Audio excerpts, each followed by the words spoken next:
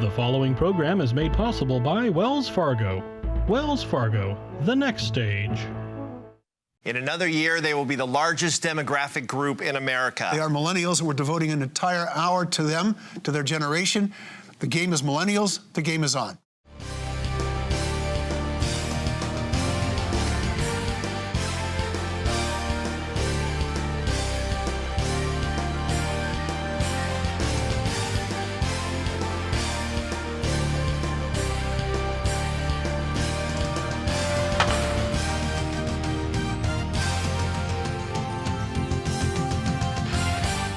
Hi, I'm Kevin Mullen. And I'm Mark Simon. Welcome to a special edition of The Game. By the 2020 presidential election, they'll cast more votes than any other bloc. They are millennials, and they are on the verge of dominating our politics the way they already dominate popular culture.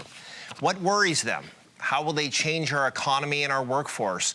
And do they like that label, millennials? Most researchers define millennials as persons born between 1981 and 1996, so they range in age from 22 to 37. We've assembled a panel to talk about this increasingly important and dominant group. We should add that while we have our guests identified by where they work, their professional affiliations, they're here as individuals and are not speaking on behalf of the firms or organizations they're representing. We're pleased to be joined by Jason Galisatis, a Community Relations Associate at Stanford University, whose extensive background in public policy includes working as a political consultant and as an intern in Nancy Pelosi's office. He's currently co-chair of the San Mateo County LGBTQ, keep forgetting the Q, Jason, I apologize, Commission and the Redwood City Downtown Association. Jason, thanks for joining us. Thank you, Mark. Ashley Quintana is here. She's the Public Policy Associate Manager at Facebook, who worked there previously as a Community Outreach Coordinator, a position she has held also at the San Mateo County, working as a liaison in the heavily Latino community of North Fair Oaks. She's on the advisory board of the Spark program and a board member of the Redwood City Library Foundation. We have Kevin Fong, District Representative for Assemblymember Kevin Mullen, somebody I think we've heard of, with extensive background in the state legislature, serving in a variety of roles for the state assembly, state senate in the Bay Area. He also has worked as a political consultant for a San Francisco firm. And then we have Christine O'Neill, not quite a millennial, but a principal at O'Neill Coaching and Consulting, specializing on advising professional workers on how to maximize their career opportunities, talents, and skills, with a particular emphasis on employees in the Silicon Valley job market. She's also founding director of the MOSA Group. MOSA? MOSA, I got it right the first time, which seeks to prepare young women for college and post-college. Her work has naturally exposed her extensively to millennials. Thank you all for being here. We know the age group that you're defined as. Jason, let's start with you. Beyond the technical definition, are there things that, none of us want to be slotted into a group and stereotyped, but are there things other than age that you think distinguishes millennials? I think a defining characteristic of our generation is how prolific technology has been in all of our lives. Many of us grew up with the internet, have a very strong understanding of how it works. It plays an integral role in our lives. And I think that fundamentally shapes how we interact with one another, how we engage with the real world around us. But I have to chime in, though, because I think millennials, the cool thing about millennials is that we still had the VHS, and we still had the floppy disk, and we still have things that kids now, like, I'm always like, oh, they're on their phones, the kids these days have it so well, but, like, in many ways, we had, like, a great balance of both, right? We have technology, but we also were able to, go to libraries and actually, read books and open books, and you need to find books, and so I think it's really, I love being a millennial because we have those two perspectives. In many ways, we grew up with the technology. Yeah, exactly. Well, it didn't exist. Some of it didn't exist. I mean, when I was a kid growing up, yeah, we had floppy disk, and so the computers we had at school still had the floppy disk, compartments. And I didn't get my first cell phone until probably high school. Yeah, same. But nowadays, sort of the younger millennials, they probably all had, phones by the time they were in elementary school, and that's just completely different than, my upbringing as a child. Chris, is it fair to say, because of this technology they've grown up with, do they do everything differently? I mean, people my age lament the decline of newspapers, the decline of sources of information that we all shared in common. And you know, I would imagine to most millennials, what they hear is like the parents in the Charlie Brown, wah, wah, wah. Is that a fair thing to say, that they are technology driven? I think it's natural that they are technology driven because that's how they grew up. That was just a natural part of their life. I think that when you look at how they do things differently in the workplace, for instance, they have a different lens on teamwork. Teamwork is far more important. They have a different opinion on how close you should be with your supervisor or manager. Mm-hmm. They want a deep relationship versus other generations, which held a little bit more distance. Mm-hmm. So those are some of the small differences that we see generationally. Across generation. That's right. Yeah. And you know, I think the millennials get a bum rap in the workplace, but you have to harness their strengths, and you have to realize, okay, yes, they are excellent at teamwork. Yes, they are excellent at fast-paced use of technology and switching between roles. And they are great at looking at work differently, and that allows us to move forward in different ways, I think. Can I ask, just drill down on that piece a little bit? You said that teamwork is important and a desire to kind of establish a personal connection, yet technology, for all of its wonders, sometimes can actually kind of depersonalize things a little bit, where you are connected with folks on social media, an incredibly powerful tool. But what I've heard is, yes, people are connected broadly through social media, but it is maybe a little bit at the expense of personal relationships, human-to-human relationships. But you said that in the workplace in particular, young people really are craving being able to work closely with one another and work in a team kind of environment and establish a personal kind of a connection with people. So is there, I guess, you know, what's the temperature on that? I mean, how are you able to kind of connect, you know, on a human level with others, given that we're awash in this technology that is so much a part of our lives? How do you maintain that? Part of it, I think, is just the natural flow of life. You know, we're getting older. We're getting in a place where we don't have all of our friends in a centralized geographic area. We're moving all over the country. Millennials tend to be more transient. They move cities more often. So I think it's become more difficult to maintain these longer-term relationships. But I don't think it's so much to do with the technology, but rather the phase of life that many millennials are in right now. I think there's a lot of, again, to go back to previous points of how, you know, generations before us lamented how the television was, you know, taking away these personal connections and the need to engage, you know, personally. So I think these concerns are nothing new, and largely can be explained, I think, just for where people are at in their lives. But we do see something you referred to, Kevin, while we were off the air, which is two people, and it's the cliche, two people sitting next to each other texting instead of talking to each other. Is there something lost? Is there, you know, technology can be isolating. At the same time, in many ways, it connects people, as Jason described, it keeps people close who might be physically far away.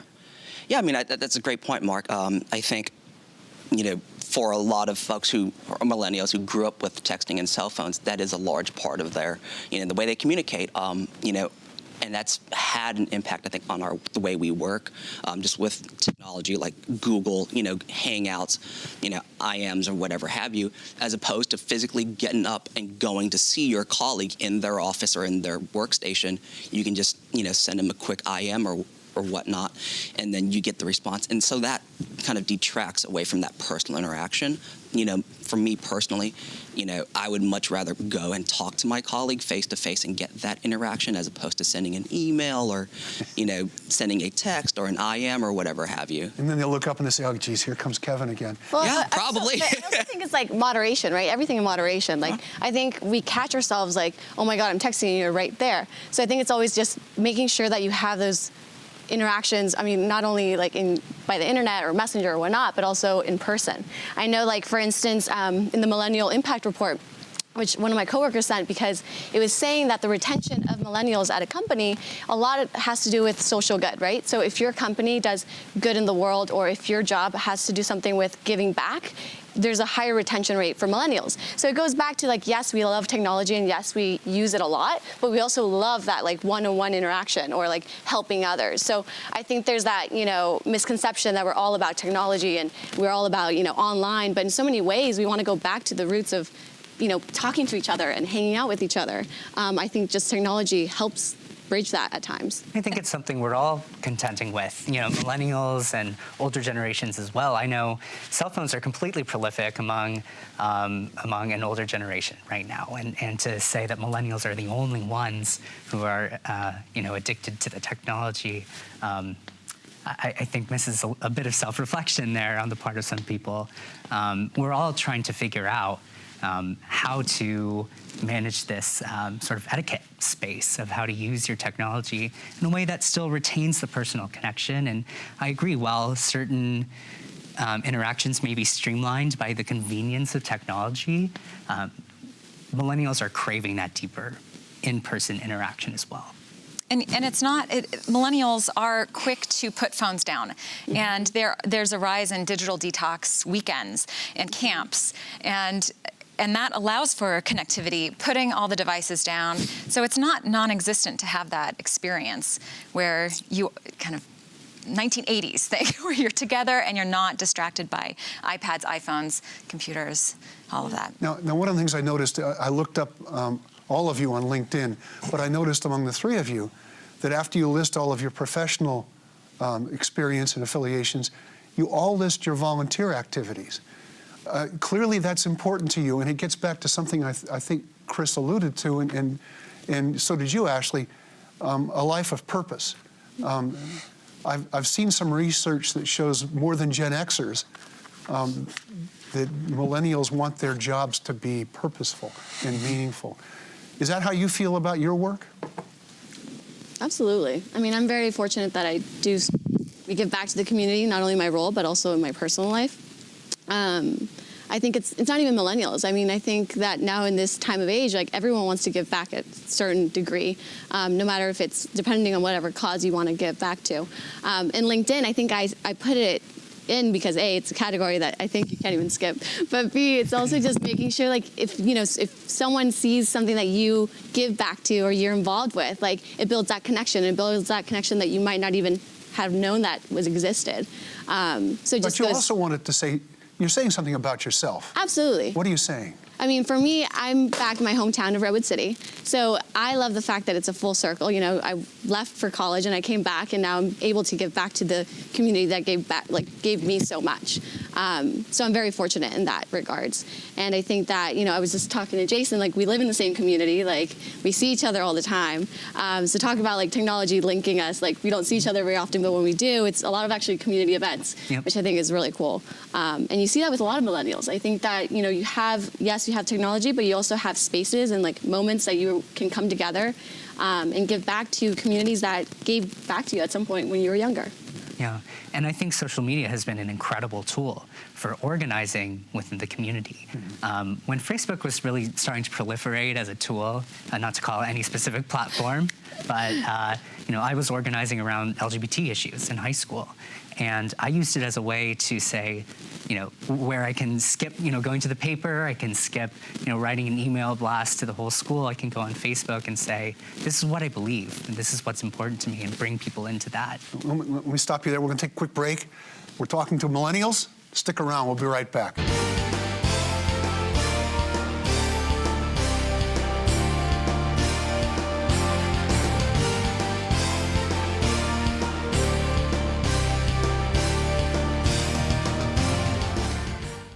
It's been over 150 years since Wells Fargo first opened for business. Since then, we've enjoyed your community support, and we're passionate about returning it. Every day, Wells Fargo team members roll up their sleeves and donate their time to organizations and charitable groups throughout the Bay Area. Nationally, we've committed even more. In just the past 2 years alone, we've donated over $70 million to support schools and educational programs. It's a commitment we're proud of. Wells Fargo, the next stage.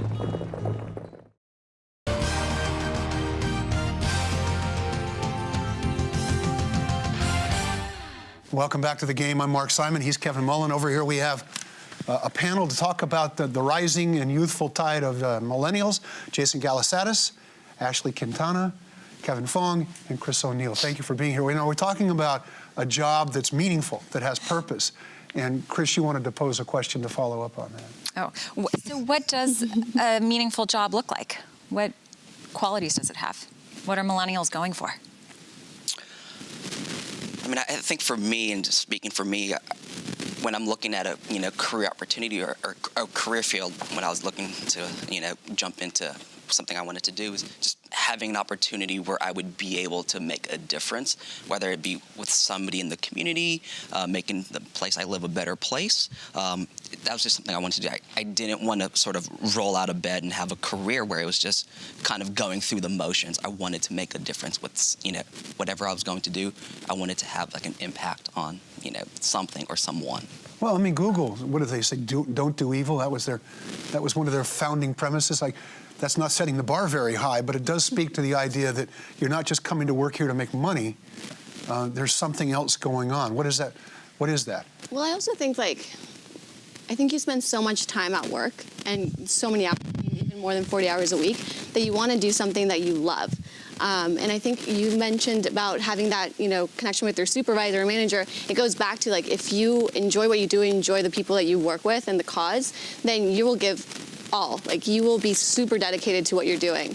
For instance, our company, building community. I mean, it's one of those things that if your company, is representing something that you also agree with, then you will be more likely to work more, be more committed, be more loyal, and, be there as long as you can. Professor Rob Reich at Stanford likes to use an example of a cliff in terms of talking about public service. You can either help the people who have fallen off a cliff, or you can work to build a barrier on the cliff that would stop people from falling off the cliff in the first place. I think that millennials are very much more interested in these structural factors and addressing the upstream causes of many of the social ills that we see. I think millennials don't want to continue to feed into a broken system, but would rather find ways to change that system through different means. And so I think it's a different way of thinking, a different way of approaching service that I hope will be more effective. It can be more challenging, but ultimately I think if millennials can use that innovative spirit we're sort of characterized by, I think we can do a lot of really cool things. Yeah. Go ahead. There are some perceptions that younger people are not engaged in the political process, but that is usually in the context of voting percentages, that older individuals, the demographic group in their, say, 40s and 50s, middle-aged folks, are voting at higher rates than younger people. But I do get this sense that millennials are super engaged in affairs generally. I don't know how that's translating necessarily to voting patterns. So I wanted to ask you, do you think this desire for some sense of activism is sort of playing itself out on a daily basis in terms of service, projects, and volunteerism, but it doesn't necessarily translate to, say, the political process, getting involved in politics and trying to change public policy? Or is that kind of an old stereotype that is changing just because of this engagement level by millennials? Sort of where are we on that spectrum here? Is it really more avoid politics, avoid institutions, and avoid political parties, and focus on just kind of pure service in your community? Or are we going to see numbers move in political engagement for young people? I kind of want to turn that question around a little bit and say, who is asking young people to become engaged in politics? If you look at political campaigns, the voters that they reach out to are high-propensity voters, voters who have a history of voting multiple times. Youth haven't had the time to really build up that track record, so they're not being asked by candidates to show up to vote on Election Day.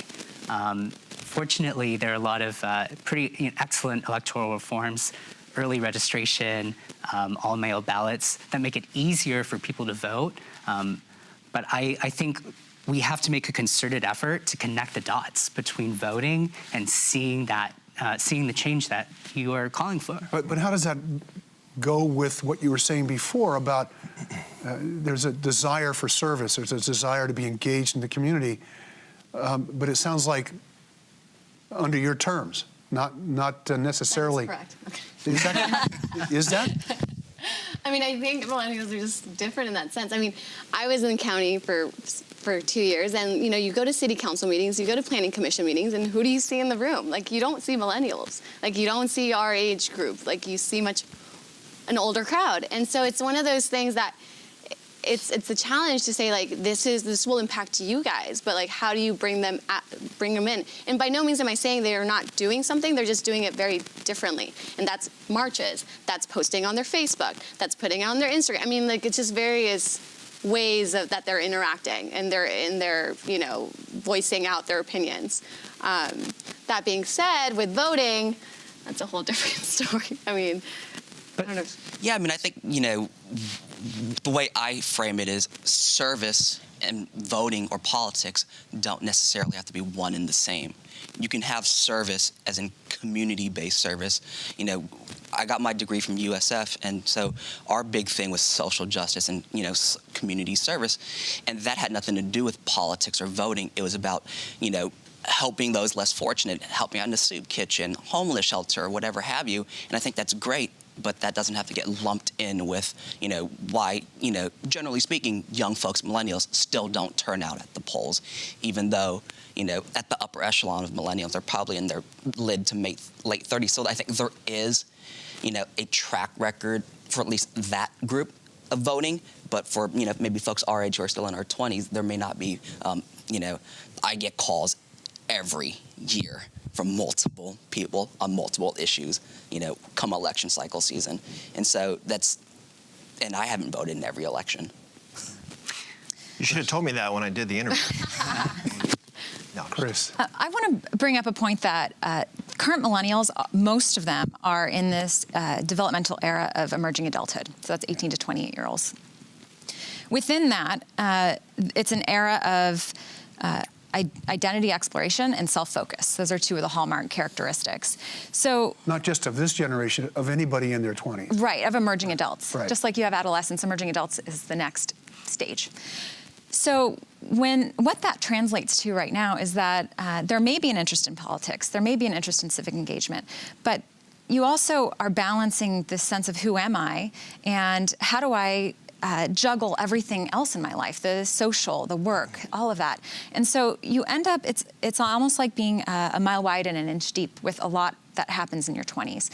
So again, because millennials are in that emerging adulthood stage, they may eventually be top voters. They may eventually be so engaged civically, but we may not see that for another 10 years. Well, and just the cost of living alone, say, in San Mateo County, you don't even know if you're going to be able to afford to live for an extended period of time in a place that is so expensive to live, right? So you may not even have fully set roots. I mean, you may be here at the moment, but there's no guarantee that in 10 years you're going to be a resident of San Mateo County who's been able to buy a home, for example. Right. So there are lots of cross currents at play for people in their 20s while they're sort of trying to figure out where to get settled and if they're going to meet somebody and all those kinds of questions that are up in the air for people. But that's really worrisome to me, right? Because if I feel like our generation is inheriting some of the biggest political challenges that this country has faced in a very long time.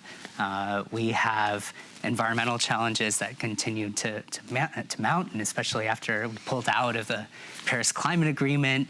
Housing is a great example. We have a vast undersupply of housing, and the result is astronomical rents that, you know, every time I pay rent, that's a sunk cost that represents a big chunk of my income. How am I supposed to really plan for the future long term if I'm just struggling to keep up? So we're inheriting such strong challenges. I think they can be incredibly daunting for many people. And so I would hope that millennials would find ways to to channel that energy into productive solutions. Now, look, we never pretended that this was going to be a cross-section of an entire generation. But in particular, all three of you have a public service component in your job. So in many ways, you're not typical of some of the folks we're talking about. But some of the things that are being said, we talk about cost of living. it's the quote-unquote the techies who are driving the cost of living up, who are dramatically changing the nature of this community. Ashley, you rolled your eyes. I assume that's one you're not crazy about. No. I work with techies. I am a techie, technically. Yeah. No, I was being from Redwood City. I mean, I mean, there was an article, it's not Deadwood City anymore, and it's true. Like, born and raised there, like, you see the difference. You see the demographics, like, changing. And I'm not by any means saying it's bad. It's just different. I think that it's hard for people to deal with change in anything in life. And I just think that techies also get a bad rep. I think techie millennials get the worst rep. It's like, I'm all about myself, like about me, and like doing, and that's not fair to say that, because it goes back to stereotypes, and like, yes, they exist because there's obviously like similar traits in most people, but it's not like, it's not always true, and I think that sometimes, if any message is like millennials should not be put in a box. I think think about it, 1980s to 1990s, like that's a big difference. Like, I was trying to plan to a dress-up party for 1980s. I didn't even know what people wore in the 80s. It's like one of those things that were very different. And so I think that it has to be clear that like we're not the same. And yes, we have similar components to it, but like it's just interesting that everyone just puts you in a box. And I think I was really frustrated. I've always been frustrated because I've worked with much older people that they are like, oh, millennials. Like they kind of brush you off in that sense. So. Well, the biggest box is one of the work titles I have, stereotype catered lunches and a catered life. I mean, you hear people saying you grew up with participation trophies at AYSO, and people hate that. So they think that you're, and then we look at some of the places you work, and you are given food constantly. You are, in some cases, even provided a place to live, depending on which company you work for. So it gives people the, well, we'll talk to your boss about that. It gives people the sense that you feel entitled. And is that the one cliche about you that makes you craziest? You know what, let me just say, because the catered lunches, okay, yes, you get people, most millennials get food, but it does come, why do we get the food? Because we want to be efficient, right? Like, if you don't have to be in a line, if you don't have to go in your car, stuck in traffic, and, wait to get food, and you can just grab food and go back to your desk, which a lot of millennials do, you're much more efficient, you're getting your work done, and so, honestly, it's just being resourcable. Well, it's also, I've always assumed it's also because your employer really doesn't want you to go home. That's exactly it. For a lot of the companies, and I don't want to, overgeneralize, it's another way to keep you at work longer. If you don't have to take that hour lunch break to go out and get food, you have it catered to you at the cafeteria or whatever, you're likely to just go, like Ashley said, grab it and go back to your desk and plow through the rest of your work. Same thing, when I was working in San Francisco at a consulting firm, they would cater dinners, and that's because we would be working till the wee hours of the morning. So. By the time you're my age, you're all going to be having heart attacks. On that pleasant note, stick around. We'll be right back.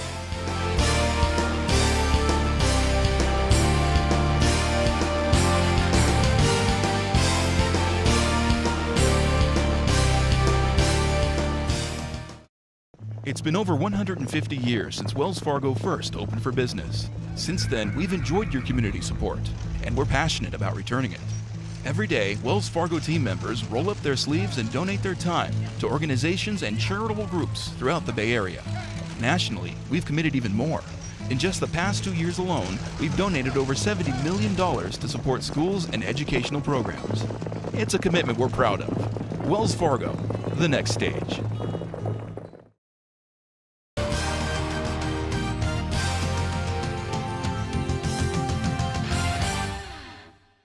Welcome back to the game. I'm Mark Simon. He's Kevin Mullen.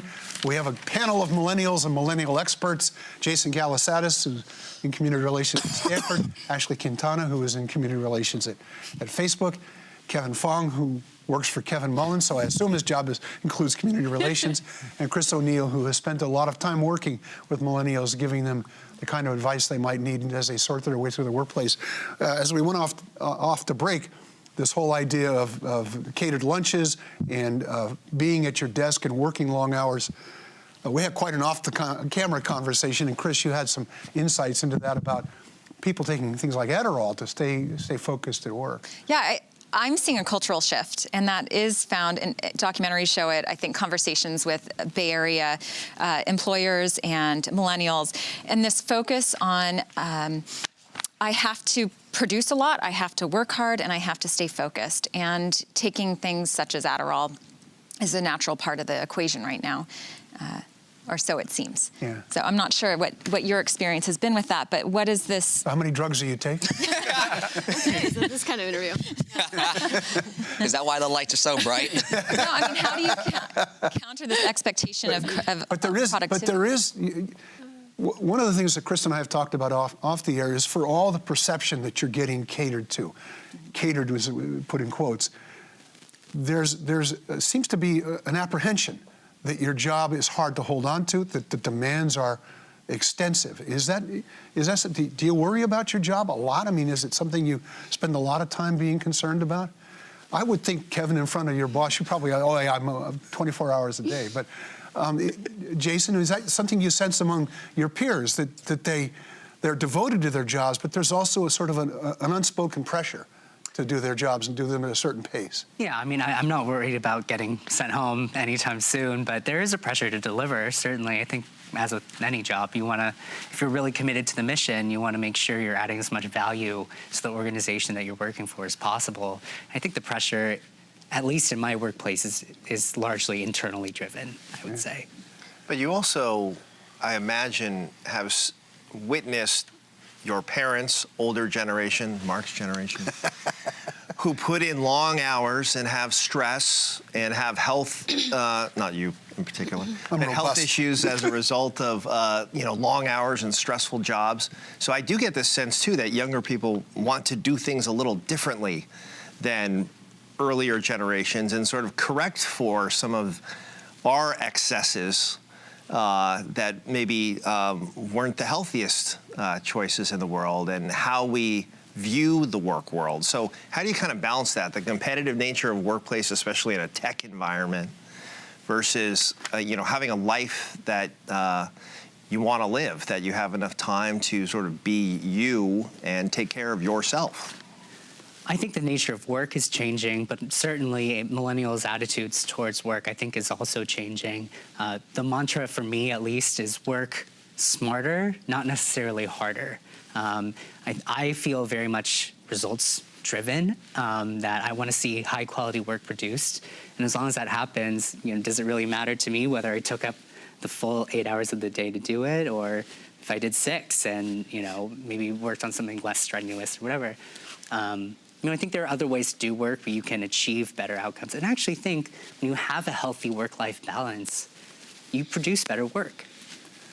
Chris mentioned that you grew up thinking you work in teams. Does that mean that you're project-oriented too, that you grew up in school doing projects rather than necessarily working alone?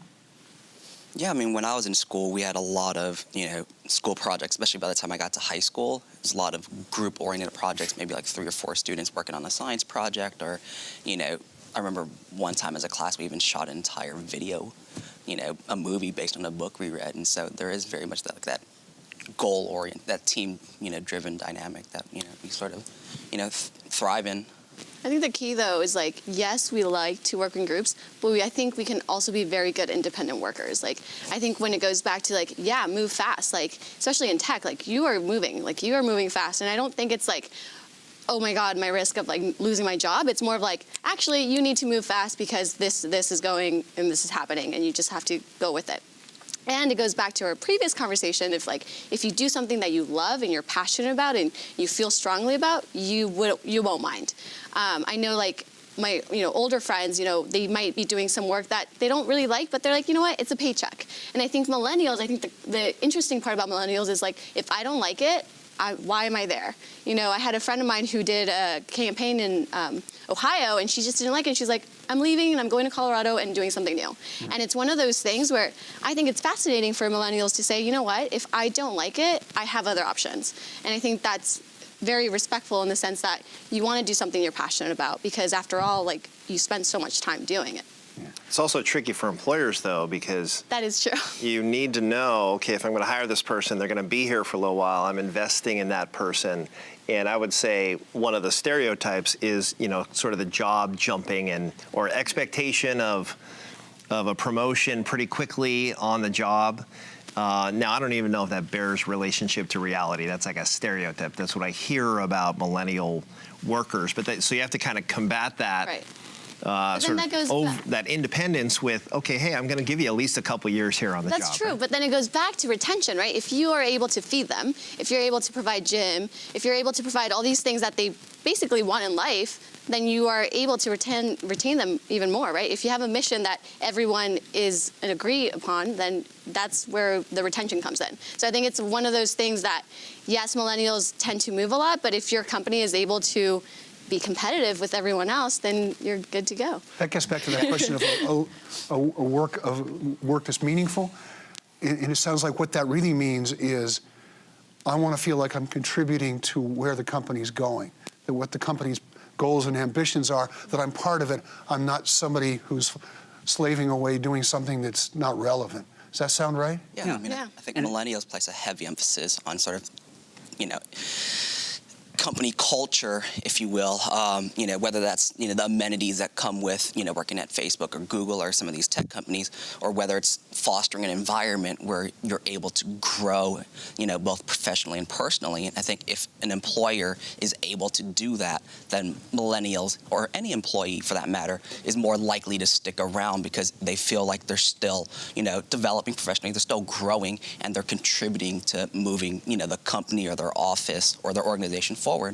What I'm hearing from all of you is right in line with what we find with this generation of millennials that is different from Gen Xers and baby boomers, and that's they enter the workforce and they want a company that's going to give them things and help fulfill their bucket, versus past generations which believed, what can I contribute? It's a different lens on a work relationship. Yeah.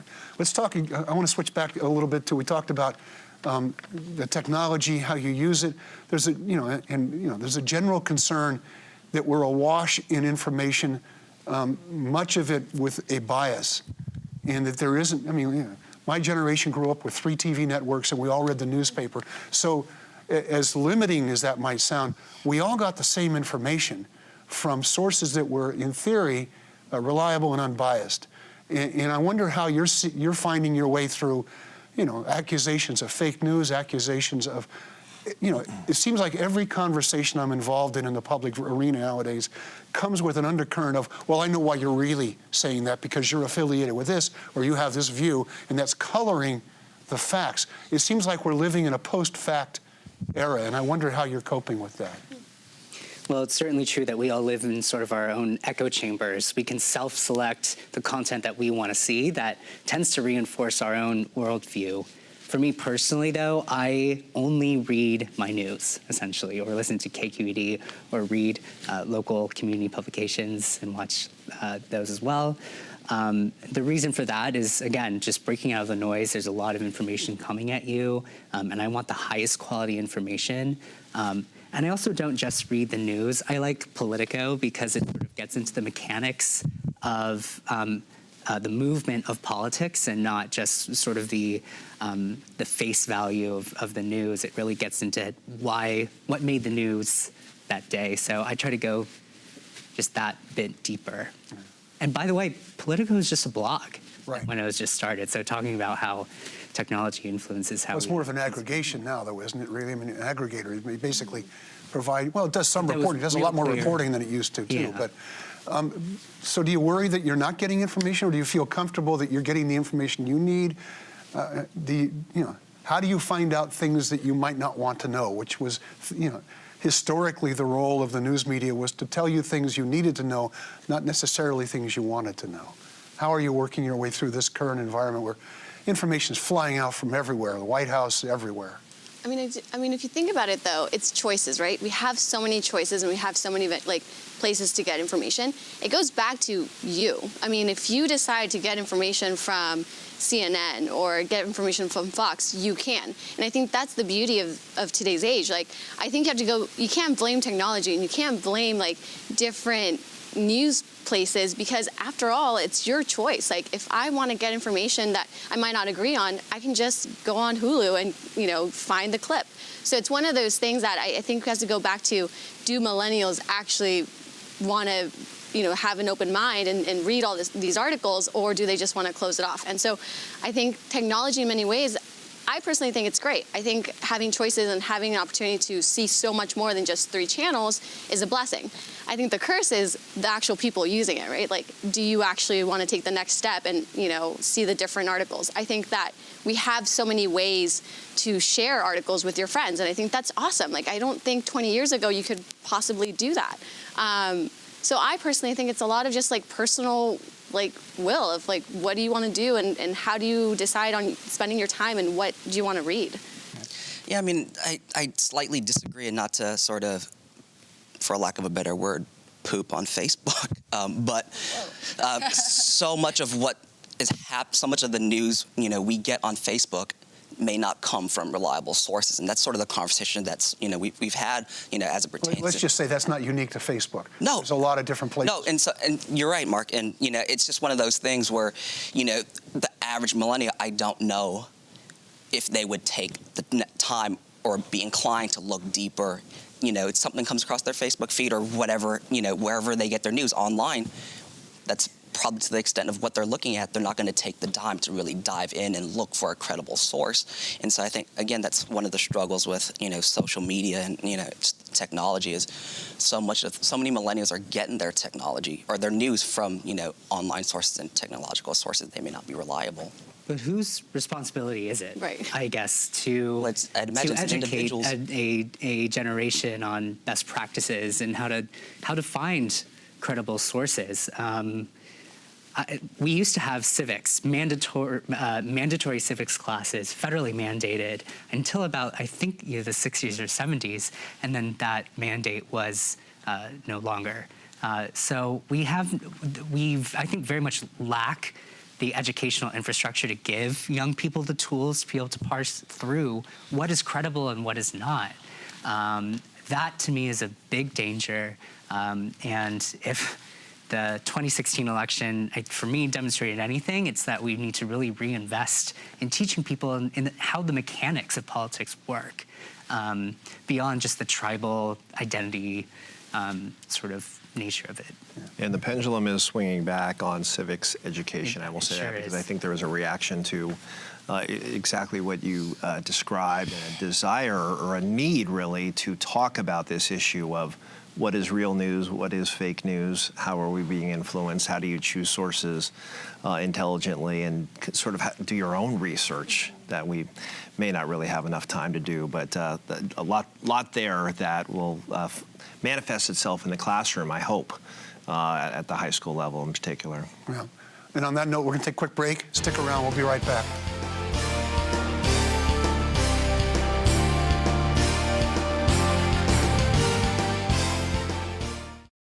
It's been over 150 years since Wells Fargo first opened for business. Since then, we've enjoyed your community support, and we're passionate about returning it. Every day, Wells Fargo team members roll up their sleeves and donate their time to organizations and charitable groups throughout the Bay Area.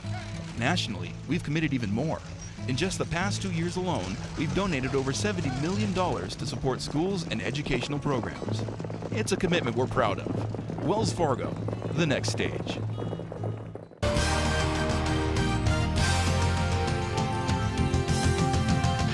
Welcome back to the game. We're special edition. We're talking about the millennial generation. I'm Mark Simon. He's Kevin Mullen. And over here we have our panel of experts, Jason Galisatis, Ashley Quintana, Kevin Fong, and Chris O'Neill. Welcome.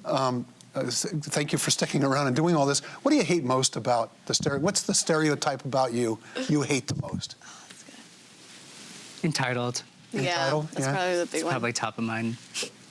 One of the other stereotypes in this panel bears it out is that you're much more diverse ethnically and even socially than you were. Is that true? I mean, a lot of people wanted, when President Obama was elected, for that to be the post-racial America. Well, clearly that's not the case. The next election pretty much put that to bed. But as a generation, do you think much about race? Are you aware of it? Is it something that is evident to you? Are there realities about race and about gender that still have to be resolved or are being resolved as you guys move up and become a more dominant generation?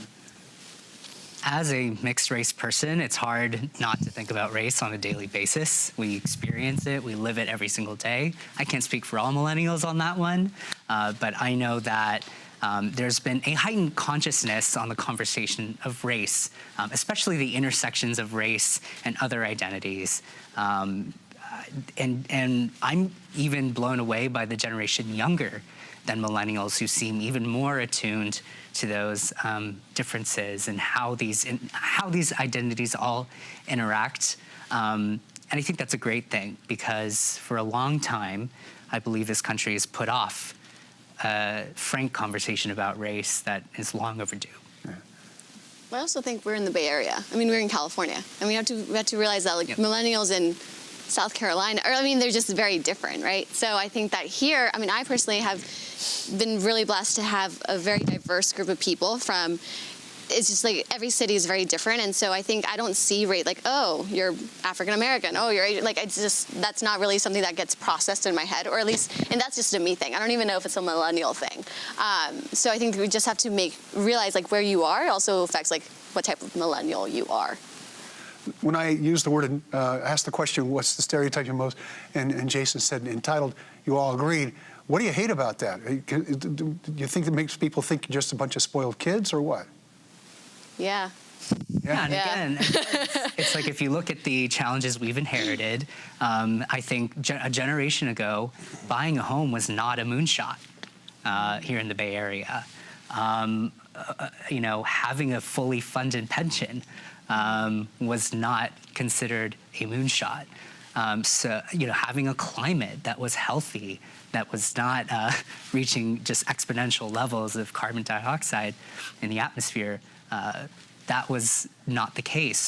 So certainly we've grown up with many advantages, but the challenges that loom around the corner, sea level rise, I mean, you pick one, these are unprecedented challenges that this generation is going to have to figure out. Right, so there certainly has been a generational burden shift to younger people, right? Undoubtedly. Just if you look at Social Security and Medicare, the different entitlement programs, there is concern, I believe, among millennials.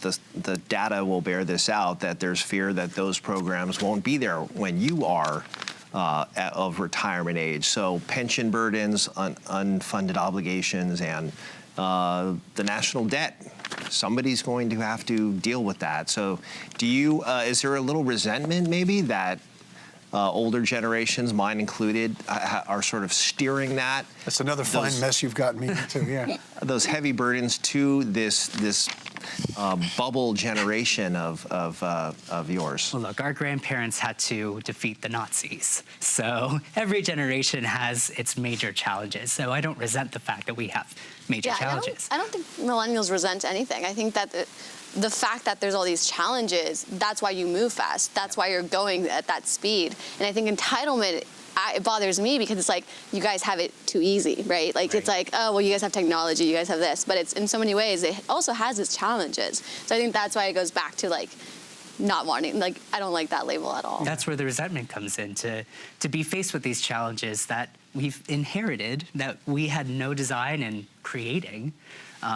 And now we're considered entitled because we have smartphones. Mm-hmm. What makes you think that people think you're entitled? What are the physical actions in the workplace, for instance? Yeah, where is that coming from? Yeah.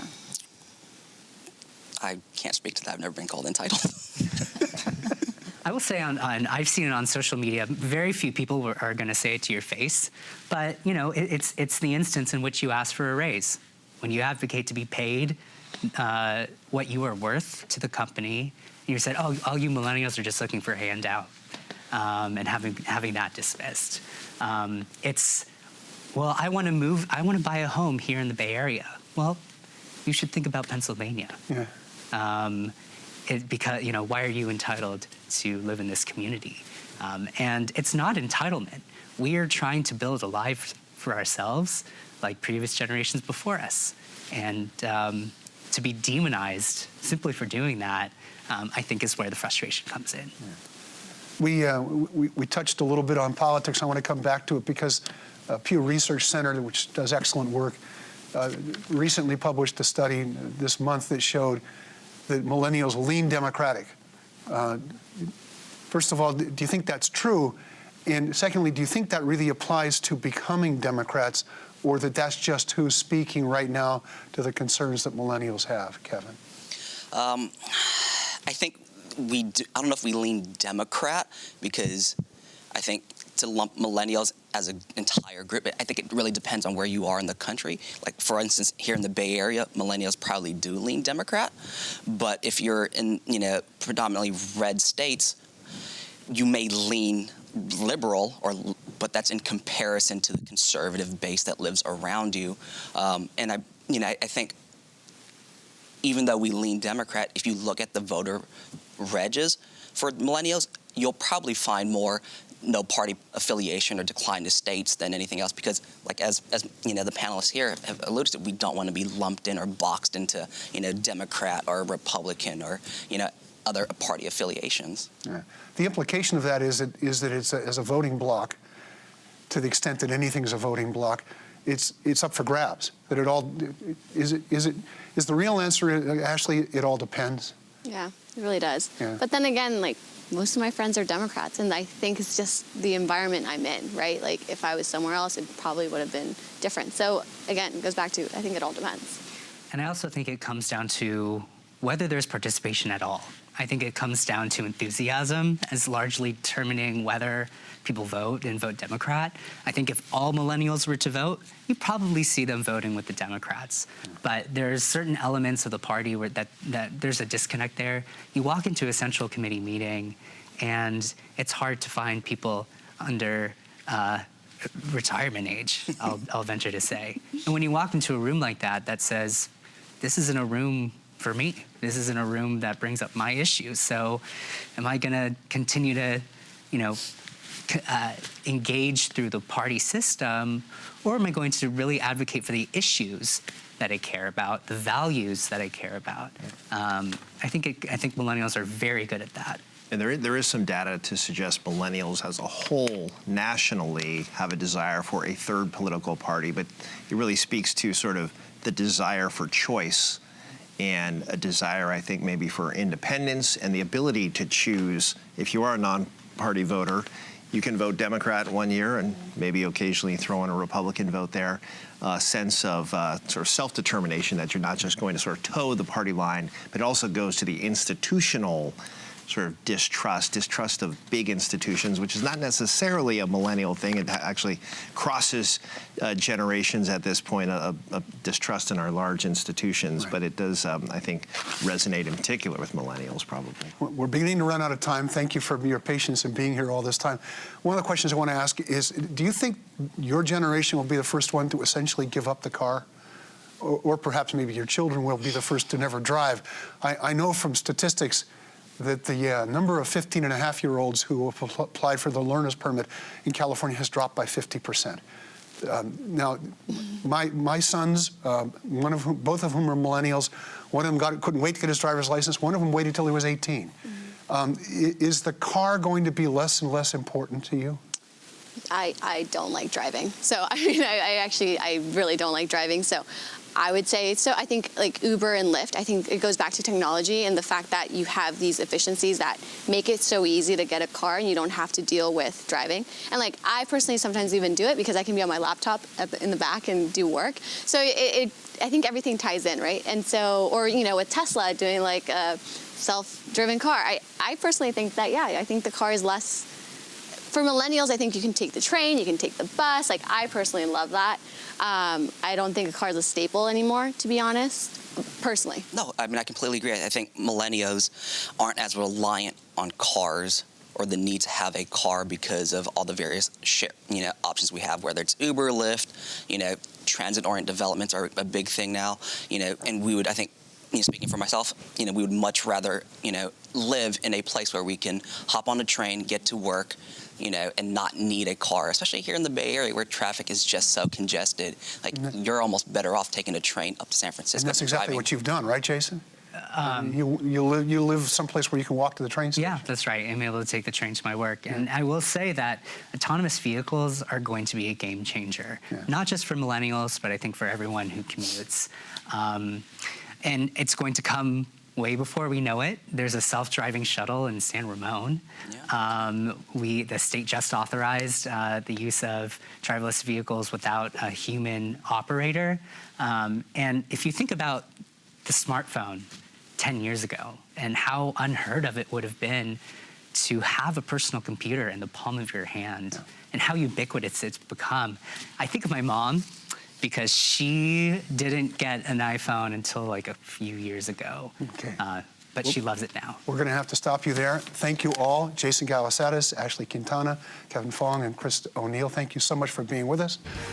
I'm Mark Simon. I'm Kevin Mullen. And thank you for being with us. Join us next time on The Game.